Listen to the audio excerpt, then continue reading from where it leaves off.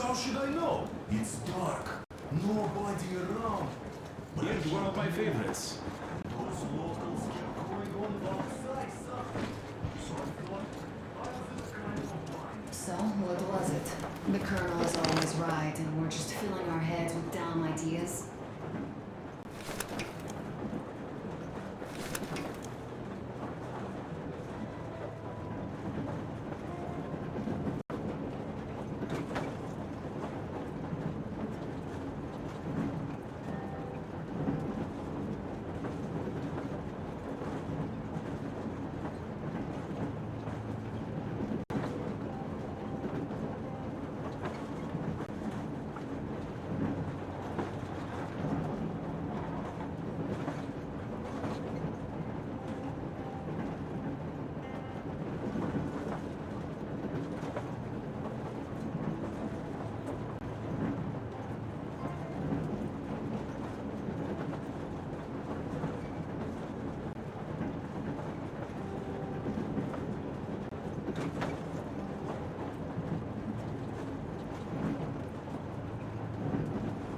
Thank you.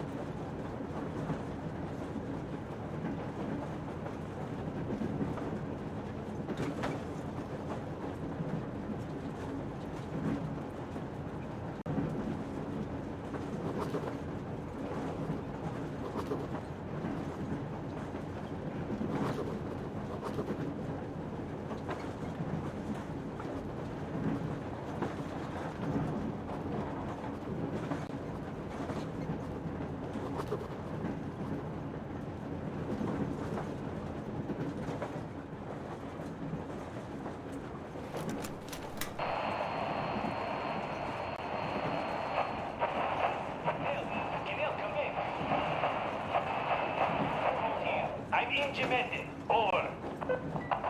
Canale, come in. Canale, over. That's just great. Well, I'll try later.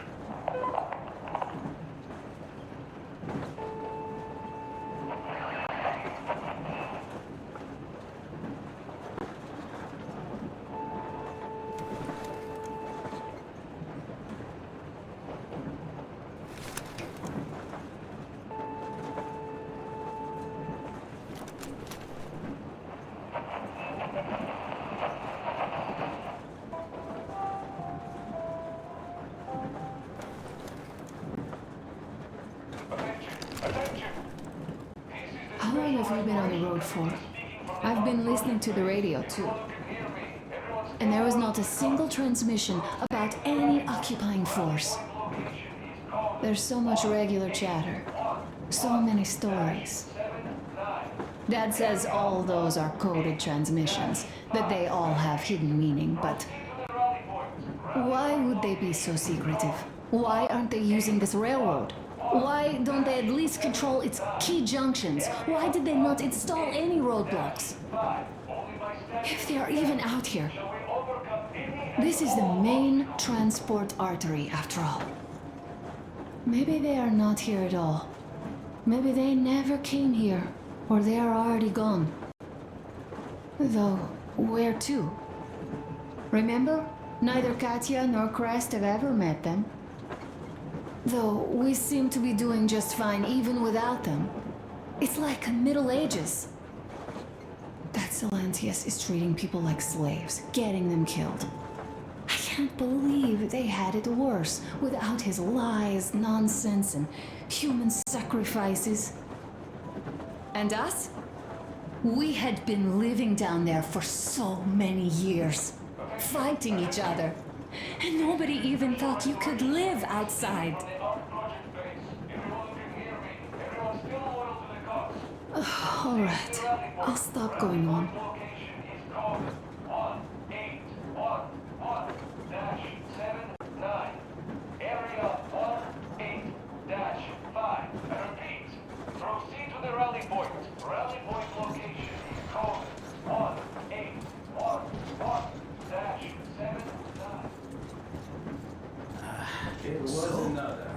I just unfastened the safety and leapt down. There was that shed down there. The roof was kinda closed. And what about the Tsar? Oh, bля, the Tsar was huge! Scary as shit! And there was this rusty bolt, and my carrier got snagged on it. Well, you, Duke, are lucky you already have a nickname. That's hilarious. And what was next? Oh, next. Next we jumped that old preacher of theirs. Well, Artyom did most of it. He swooped in like a hawk. Yeah, he's good. While I was clamoring about those beams and fighting that side. Oh, I'm killing myself. Well, he basically solved the whole problem. True that. Good job, Artyom. Yeah, you both did well. Crest also. Sure, he did a swell job distracting those guards. I almost wet my pants with laughter when they started hauling that timber. He's an artist. Yeah, he's a great guy. You all came out on top of the game. And that calls for what? A drink. You nailed it. You truly are one of us now, Sam. Will you be joining us? Not now. I'll have some at dinner. Well, you'll have to catch up then.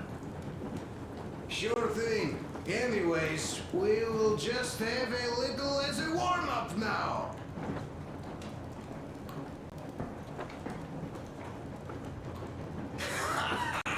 Great! That's some good stuff.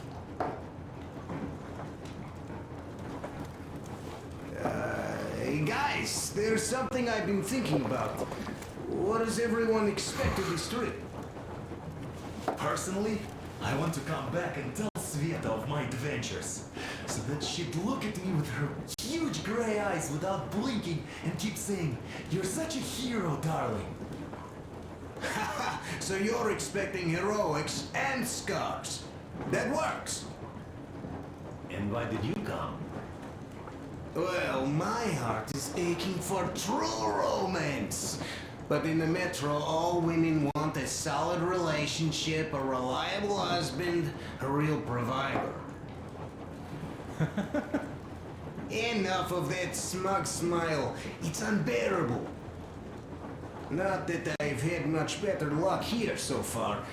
As soon as Katya came aboard, Stepan started cooing around her like a peacock. You should be happy. Katya is a tough girl. You'd be under her thumb in no time. That is unlikely. I'm not the kind of man to upstage his friend in a contest for a lady. Especially when that friend promises to break my arm.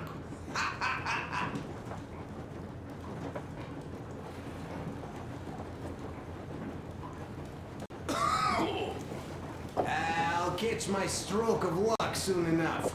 There in Yamantau, women from all over the country have already gathered, waiting for yours truly. How about you, Demir? What made you go? Well, at first I just went along with you guys, the colonel.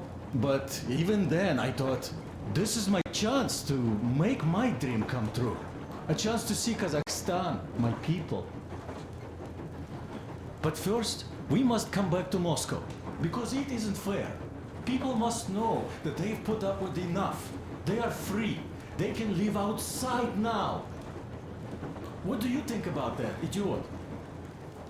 I'm with you, Demir. Yet, freedom is not so simple. There was this freedom fighter, Che Guevara. He died under 40. Comrade Mao, whose book you've been perusing on the other hand, was a strict ruler but lived a long life. Well, we should have expected that from you. Weird thing, though, is that you are called idiot. I know. It's by his own choice. Because he's so fond of Chekhov.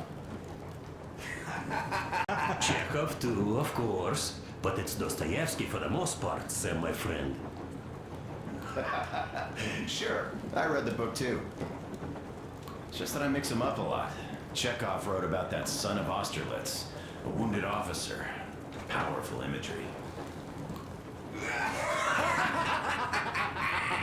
You are just killing me. How about you, Uncle Sam? Got dreams? You know, I just want to ride my board again. Spark a joint up on a beach. Catch that wave. Deep inside, under a grizzled metro dweller, there's still a relaxed Californian inside me. Ah, get out of here. So you know, before Dad talked me into joining the Corps, I used to wear my hair long. He told me they'd make a decent citizen out of the total disappointment that I was, and sent me to college once I was discharged. I joined, and they sent me to the Middle East. Wow, so do you hope your guys would pick you up? I don't see them around. Yeah, I don't hold my breath for my guys. Once this mission's over, I'll submit my discharge papers. I'll reach the ocean, and there, find a ship maybe? Oh yeah, just imagine it. You arrive on that ship and they go like, "Ah, the Russians are coming!" You are one of us now. You don't really need to go anywhere. At least don't put your Ushanka on. They will sink you on sight. I won't, though I will take my balalaika with me. Well, who has any expectations for our reception at Yamantau? Well, your expectations, Alyosha, are quite obvious, huh? Scantily clad junior officer ladies unrolling the red carpet. Yeah, I'm a simple guy. How about you guys? Well, I hope they will answer a few questions. For example, if there is not a single American within hundreds of miles from Moscow, save for our friend Samuel here, why stay on the ground? I'd put it a bit differently. Did you, dearest High Command gentlemen, know that we in Moscow had to spend 20 years underground? Oh, by all means, you can ask those while I'm enjoying my briefing with the junior officer ladies, huh? I don't know. I'm in the mood for a road trip. Oh, we got ourselves a true traveler here. Yeah, we will have to live and see. You are right.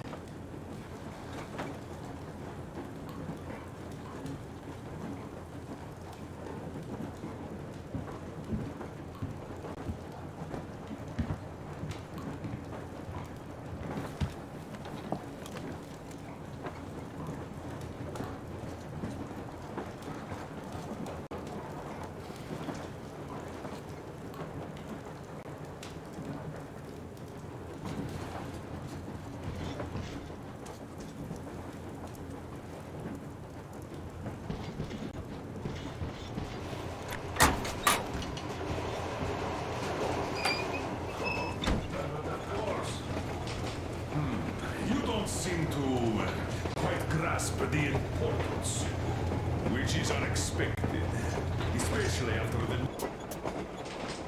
news you just heard.